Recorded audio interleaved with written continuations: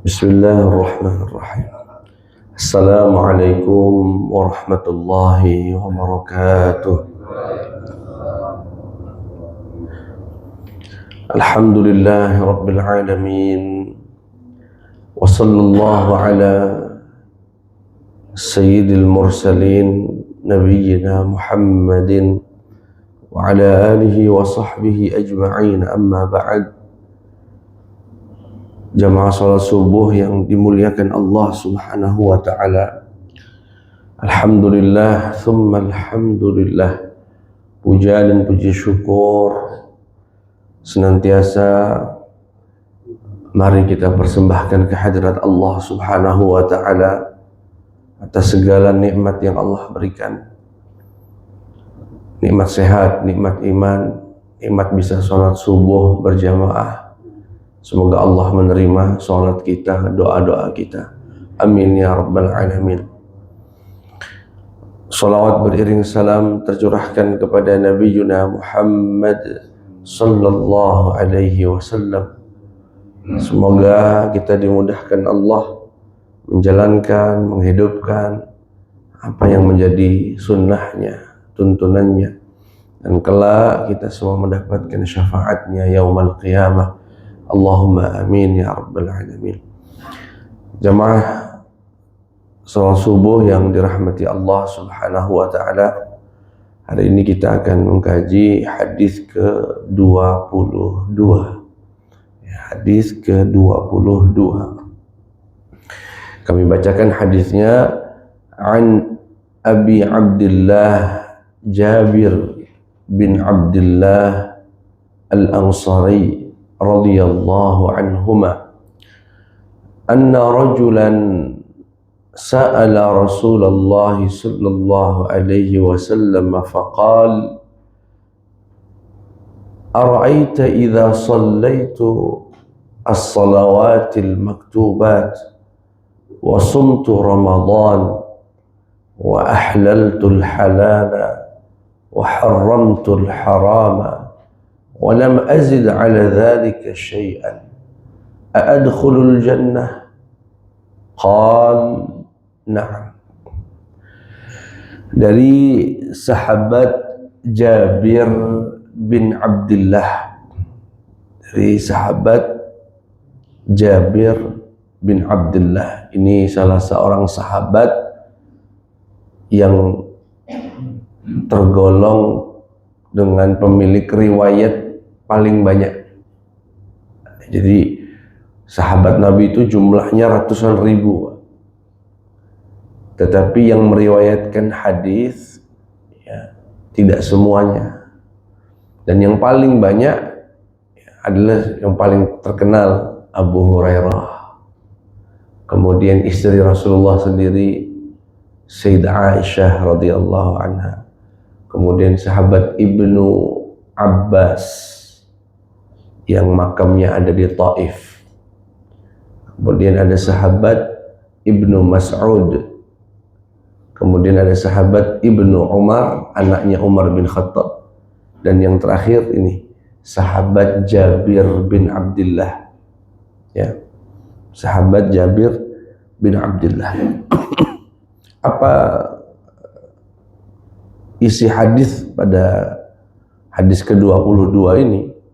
Beliau bercerita, anna rajulan, ada seorang laki-laki suatu hari mendatangi Nabi Muhammad sallallahu alaihi wasallam. Ya, kurang lebih suasananya begini, di Masjid Nabawi datang orang bertanya kepada Nabi, ya Rasulullah, bagaimana menurutmu jika aku ini sholat, aku jaga sholatku yang wajib, kemudian aku puasa Ramadan, lalu aku halalkan apa yang halal dan ku haramkan apa yang haram, dan aku nggak nambah lagi, itu aja amalan saya, sholat 5 waktu, puasa Ramadan, menghalalkan yang dihalalkan Allah, mengharamkan yang diharamkan Allah, walam azid ala dzalika syai'an, dan aku nggak nambah lagi, itu baik.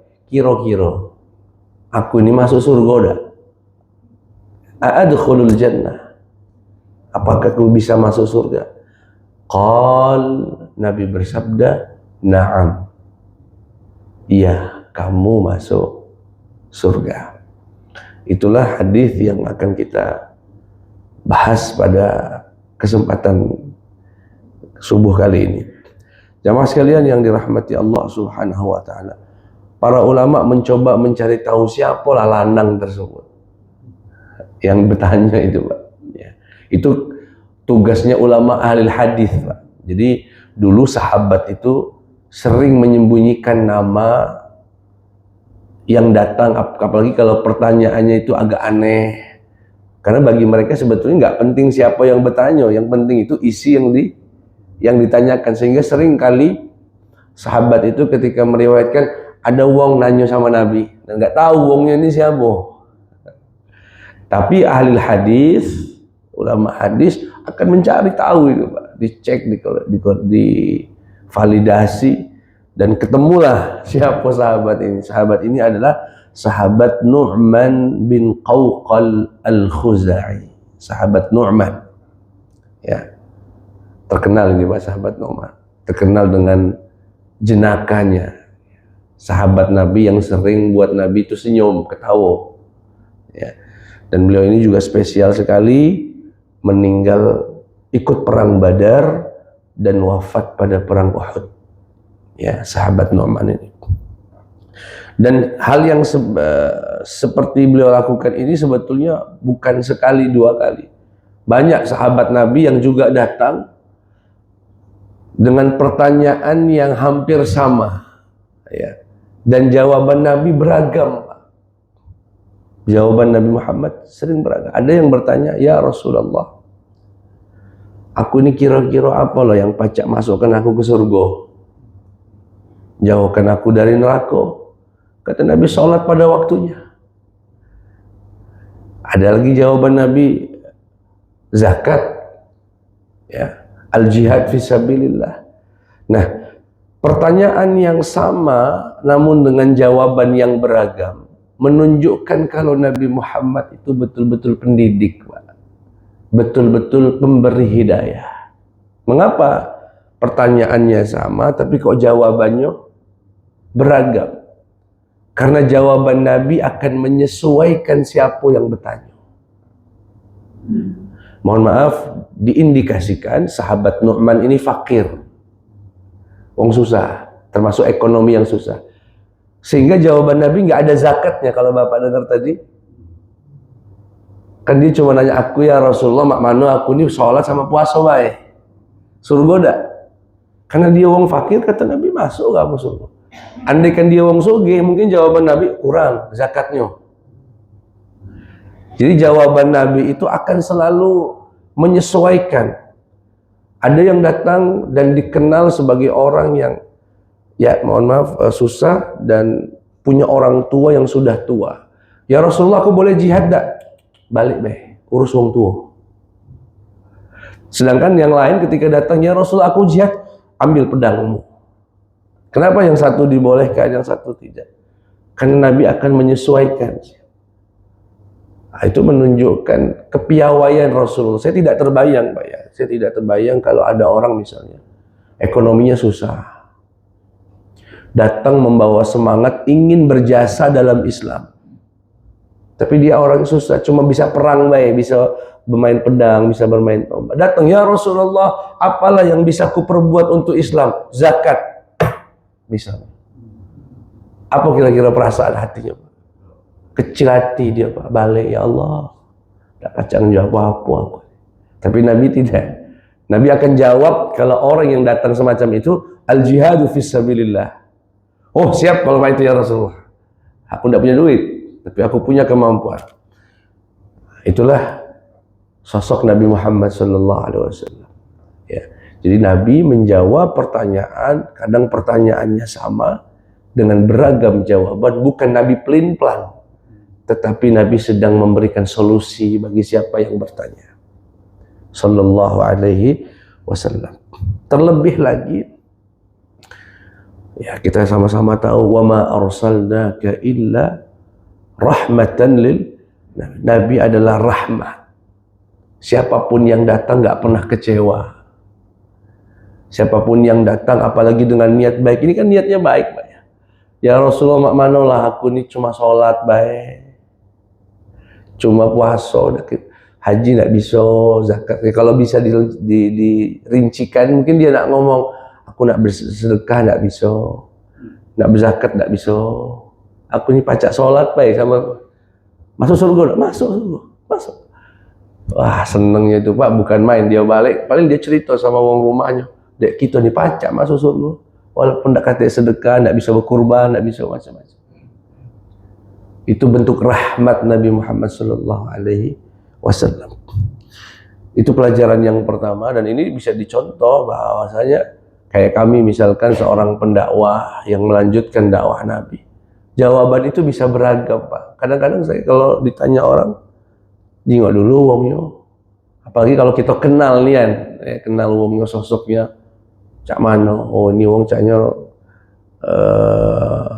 lembut, misalnya, sudah kasih amalan-amalan yang sesuai dengan ya yang dia lakukan. Pernah datang kepada seorang ulama, Syekh, aku ini lebih baik banyak bertasbih atau lebih baik banyak beristighfar. Aku ini nak berzikir, tapi bingung zikir yang mana. Tasbih, subhanallah, subhanallah baik, atau istighfar. Dilihatnya sama Syekh. Setelah dilihat, kata Syekhnya, tubuh yang kotor itu lebih membutuhkan sabun ketimbang minyak wangi. Kebetulan yang datang ini Pak baru taubat, ini baru hijrah. Nah, oh, ya dalam kiasannya berarti kan tubuhnya kotor. Nah, wong kotor itu lebih baik pakai sabun, bersihkan kotorannya. Nah, sabun itu yang diibaratkan dengan istighfar. Maksudnya Syekh itu lebih baik kamu, yang kamu ini perbanyak istighfar ketimbang memperbanyak baca tasbih. Itu bukan berarti tasbih tidak bagus, tetapi si petanya ini tepat untuk diberikan amalan berupa istighfar. Ya, berupa istighfar. Baik. Pelajaran yang kedua, asyauqu ilal jannah wal bahthu an tariqiha. Kita belajar dari sosok sahabat ini, dan tidak hanya sahabat ini, banyak sekali. Nanti saya bacakan beberapa riwayat yang lain tentang rindunya mereka dengan surga itu, Pak. Semangatnya mereka ingin mendapatkan surga, sehingga mereka bertanya. Dan ini kita contoh. Jadi kalau ada pengajian ini, ada guru-guru kita ngisi, jangan sungkan untuk menanyakan pertanyaan yang membuat kita, karena pertanyaan ini macam-macam Pak. Ada pertanyaan cuma ngetes baik, ada pertanyaan cuma iseng baik. Enggak, kalau sahabat enggak, beliau hanya bertanya yang kira-kira membuat aku ini masuk surga. Ya. Ada kita bertanya misalnya, Ustaz, itu Sidratul Muntaha warna daunnya apa Ustaz? Lah kalau warnanya kuning kamu dapat apa? Kalau warnanya merah kamu dapat apa? Kalau hijau dapat apa? Nggak kate. Nggak kuning, nggak hijau, nggak merah. Nah sahabat menjauhi Pak pertanyaan-pertanyaan yang tidak berefek pada imannya, yang tidak berefek pada amal solehnya.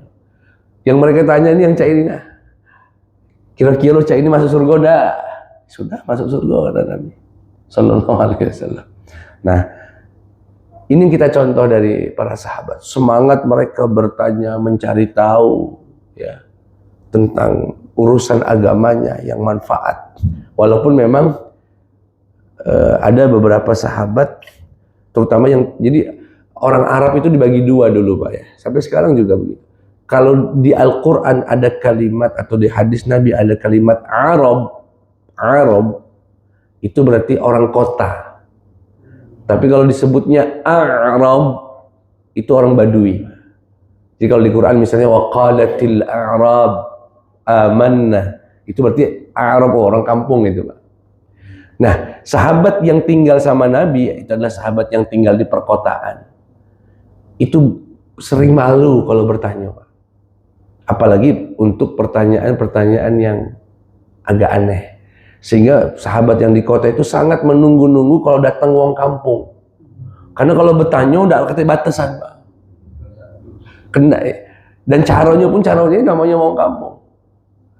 Jadi kalau ada orang kampung datang, alhamdulillah caknya dapat ilmu baru kita ini. Pasti dia akan bertanya yang aneh-aneh.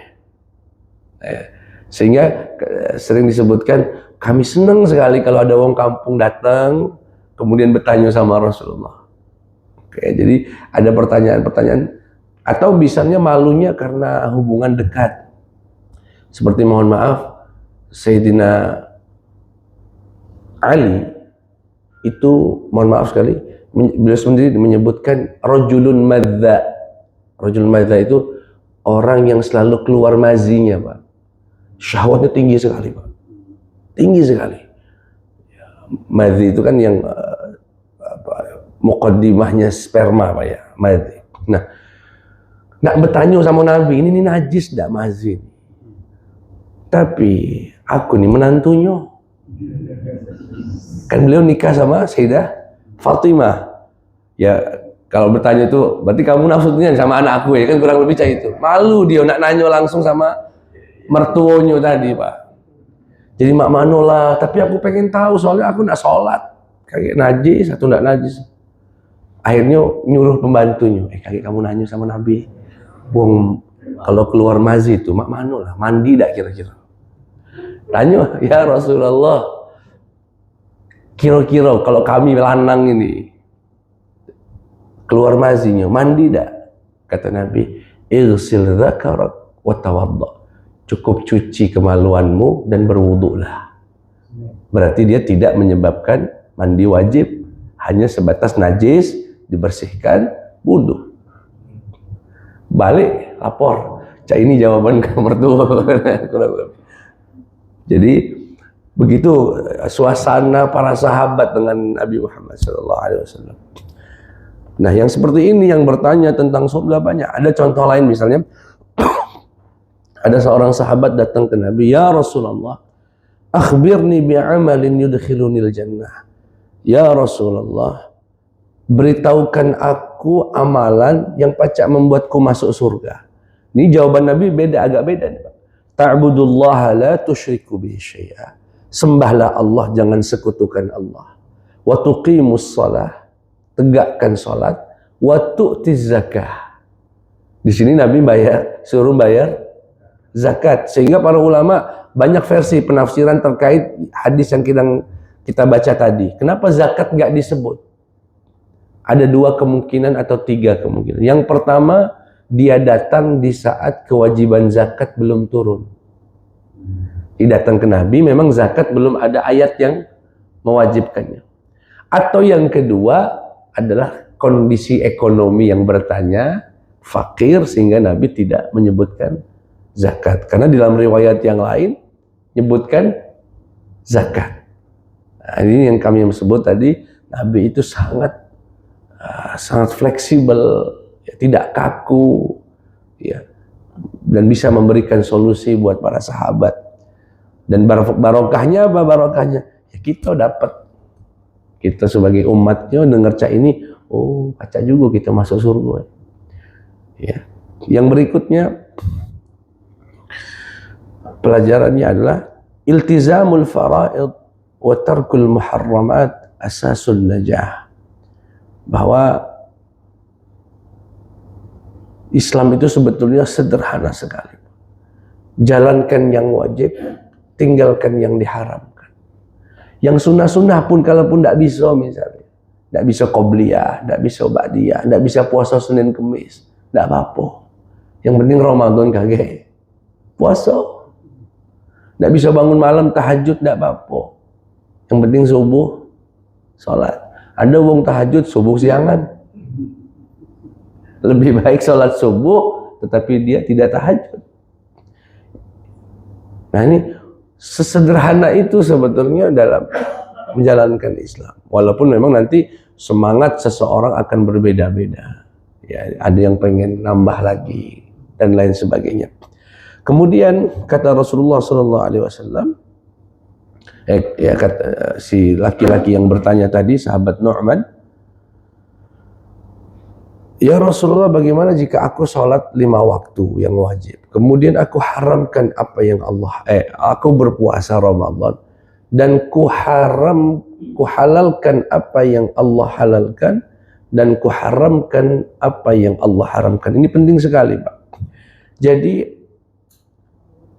keharaman dan kehalalan itu dilihat dari dua sisi, Pak. Satu dari sisi akidah, yakni meyakini itu haram. Yang kedua dari sisi perbuatan. Ada orang meyakini ini haram, misalnya khamr, tapi dia kalah dengan nafsunya, kalah dengan lingkungannya, dia lakukan. Ada orang tidak minum khamr, tapi dia yakin khamr itu halal. Kira-kira bisa dimengerti, Pak ya? Jadi dalam Islam itu, saya kasih sampel saja, anggaplah zina misalnya. Zina itu bisa dilihat dari dua hal. Dari sisi akidah, yaitu meyakini dia haram. Dari sisi amaliyahnya, dia tidak melakukan zina.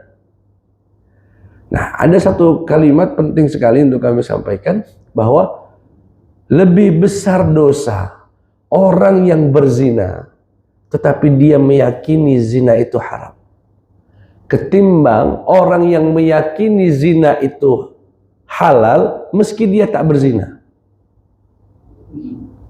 Saya ulangi lagi, Pak ya. Ini agak sedikit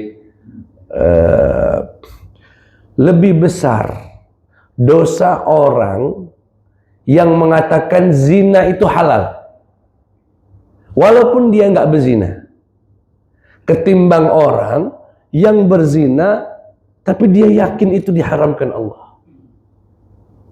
Yang satu melanggar ideologi akidah. Ini Allah dengan jelas terang benderang mengharamkan zina, dia ngomong tidak, walaupun dia tidak berzina. Berarti yang dia ingkari apa, Pak? Keyakinan zinanya, keyakinan haramnya zina. Kalau orang tadi ditanya, kenapa kamu berzina? Demi Allah, Ustaz, aku tahu Allah mengharamkannya. Tapi mana, Ustaz? Syahwatku, aku kalah, aku tergoda, Ustaz, aku khilaf. Yang saya ini, Pak, dosanya besar, tapi Allah maafkan. Tetapi orang mengatakan, tidak haram, nak zina-zinalah, walaupun aku tidak berzina. Itu dosanya jauh lebih besar. Karena yang dia langgar akidah, bukan amaliyah. Makanya ketika beberapa tahun lalu ada satu talkshow lah di media sosial tentang pejuang LGBT. Saya lupa namanya, dari Surabaya kalau tidak salah. Dengan tegas dia mengatakan, LGBT itu hak semua orang. Dia lahir dengan fitrah cinta dengan sesama jenis. Kenapa diharamkan? Kenapa MUI sibuk-sibuk mengeluarkan fatwa haram? Biarkan saja orang melakukan apa yang dia mau. Kan tidak merugikan orang lain. Walaupun saya ini bukan LGBT, saya normal, kata dia. Saya melihat itu, justru dosa Anda lebih besar dari pelaku LGBT. Karena dia mengingkari secara akidah apa yang diharamkan oleh Allah Subhanahu wa taala, meski dia tidak melakukannya. Makanya di sini, hadis ini, Pak, perhatikan, ya Rasulullah, mak mano jika aku ini sholat 5 waktu, aku puasa Ramadan, dan ku halalkan apa yang dihalalkan Allah, dan ku haramkan apa yang diharamkan Allah. Bukan dia berkata, dan ku tinggalkan yang haram. Kalau melakukan haram namanya manusia, mungkin jatuh dia. Kalau kita ini tidak boleh berbuat dosa, tidak kata orang masuk surga, Pak.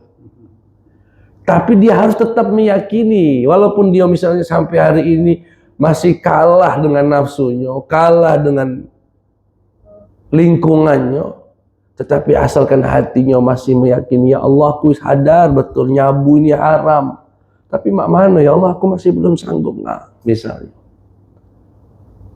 Masih bisa nggak wong saya ini masuk surga? Masih. Karena dalam hadis ini yang dia nyatakan, bagaimana jika aku haramkan yang diharamkan Allah dan ku halalkan apa yang dia. Ini soal ideologi, Pak. Artinya dia sami'na betul dengan apa yang disampaikan Allah. Kalau Allah haram, ya sudah. Kalau kata Nabi haram, ya haram. Kalau kata Nabi ini halal, enggak juga ku haramkan. Nah, masalah nanti dia melakukan atau tidak dilihat.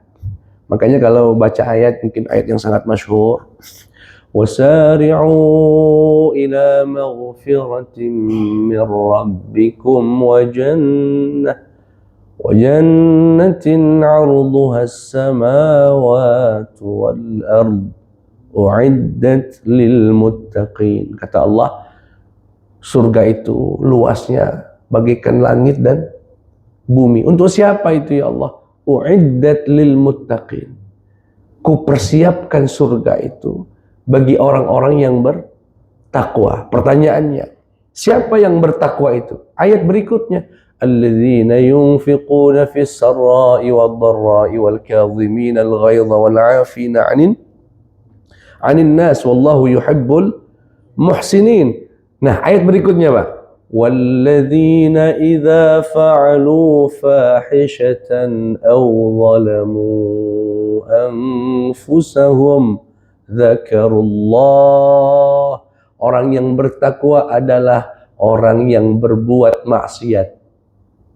وَالَّذِينَ إِذَا فَعَلُوا فَاحِشَةً adalah orang yang jika berbuat maksiat. Berarti orang bertakwa itu tidak terhindar dari.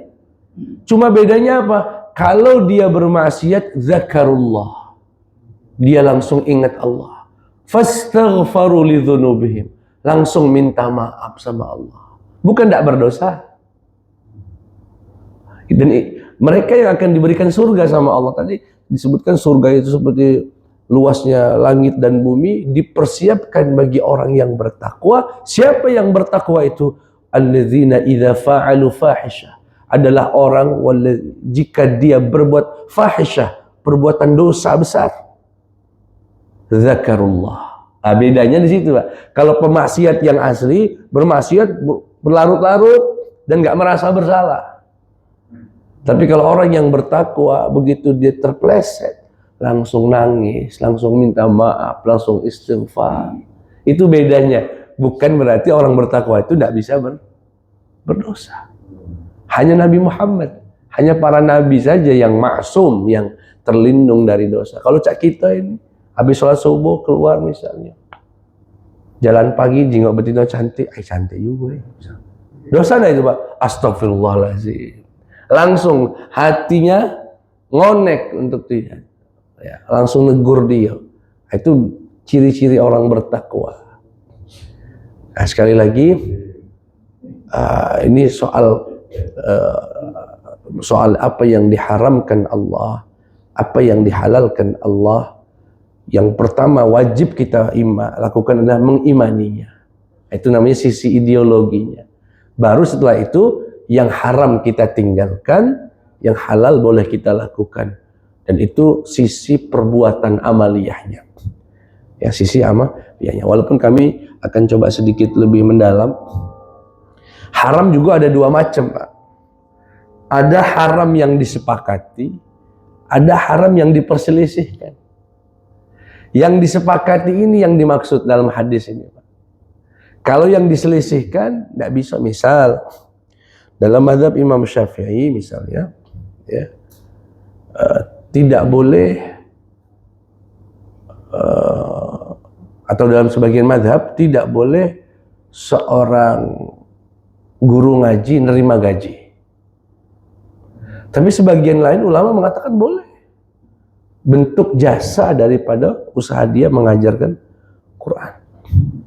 Nah, satu mengatakan haram, satu mengatakan yang begini ya berjalan sesuai dengan pilihannya masing-masing. Dia nak melok yang mana. Dan tidak berdosa. Yang semacam ini tidak wajib diyakini. Karena ulama sendiri, dalil-dalil sendiri itu diperselisihkan, sehingga yang dimaksud wajib diyakini keharamannya adalah sesuatu yang disepakati ulama kalau dia haram. Kalau dia sendiri masih diperselisihkan, maka tidak. Makan di tempat orang takziah, sebagian mungkin melarangnya, sebagian menganggap itu sedekah dari ahli waris, sedekah dari keluarganya, yang kalau ada pahalanya semoga tersampaikan kepada almarhum atau almarhumah. Apakah kemudian misalkan saya condongnya untuk yang haram. Saya katakan, oh itu pelaku haram semua jamaah itu. Enggak. Itu sesuatu yang diperselisihkan. Nah, itu tidak termasuk dalam konteks yang kami sebut tadi, bahwasanya meyakini yang haram jenggot misal, nah, jenggot. Sebagian ulama nyukur jenggot sampai habis itu makruh. Sebagiannya mengatakan haram.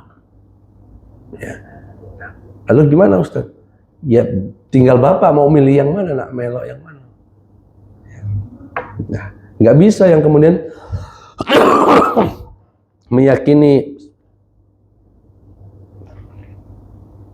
keharaman tadi mengatakan aku tidak bakal sholat di belakang orang yang tidak jenggot. Kenapa?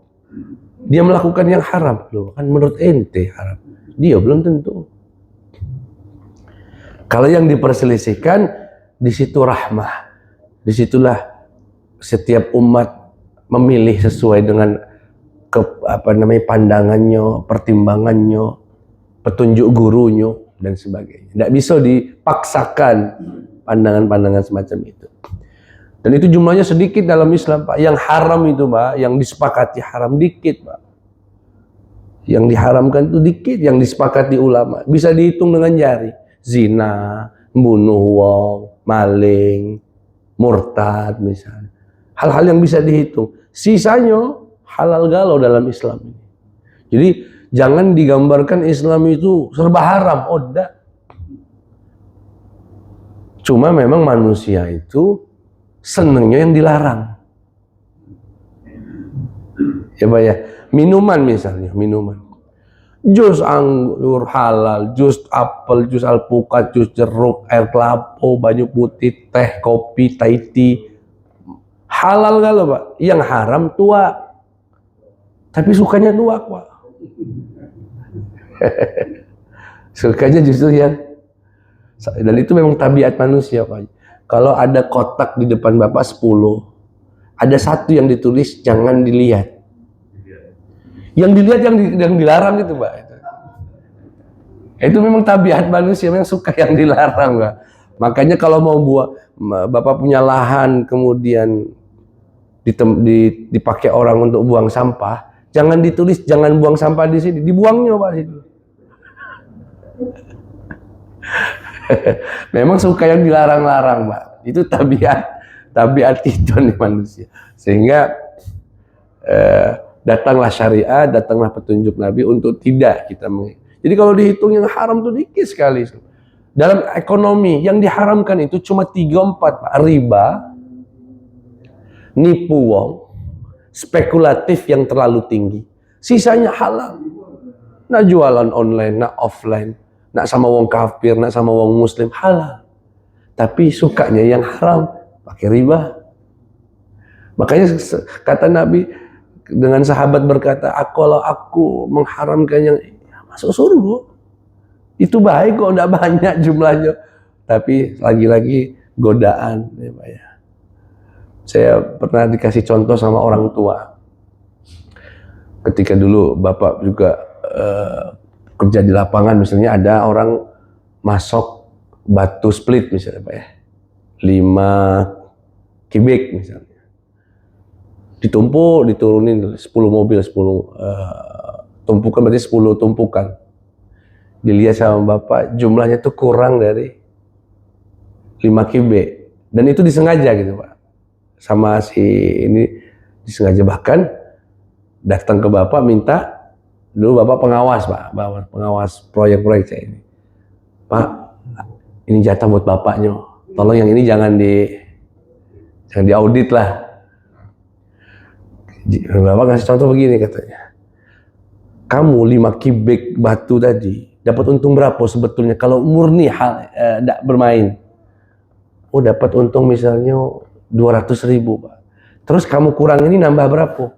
250.000. Lihat itu Pak, gara-gara ketamakan yang tadinya 200.000 itu halal, gara-gara dia nipu 250.000 jadi haram. Padahal yang dia tambahkan keharamannya itu cuma 50.000-nya.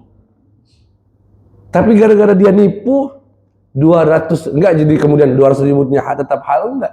Karena dia nipu sejak awal, langsung itu bentuk ketamakan kepada yang haram akan membuat yang halal pun menjadi haram.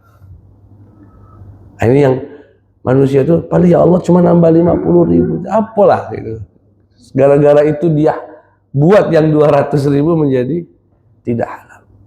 Ya, berat memang, dia sedikit, tapi kita fitrah manusia suka melanggar itu, suka melakukan pelanggaran itu. Na'udzubillah min dzalik. Yang berikutnya, jamaah sekalian yang dirahmati Allah, belajar juga dari hadis ini sidqul muslim wa sarhatu. Keterus-terangan dan tidak berpura-pura. Sahabat ini kan ngomongnya depan umum, Pak. Buktinya depan umum dari mana? Buktinya yang meriwayatkan hadis ini orang lain, berarti dengar. Dan dia nggak pura-pura jadi soleh. Ya Rasulullah, mak mano kalau aku ini sholat malam 8 rakaat misalnya. Kemudian aku Quran, aku hatam ke tiap hari sekali. Kemudian aku ini kira-kira masuk surga udah ada. Dia polos nian, Pak. Dia hanya berkata, mak mano lah ya Rasulullah, aku ini cuma sholat baik. Kate tahajud kate aku nih. Kemudian aku ini cuma puasa baik. Kate Senin Kemis kate.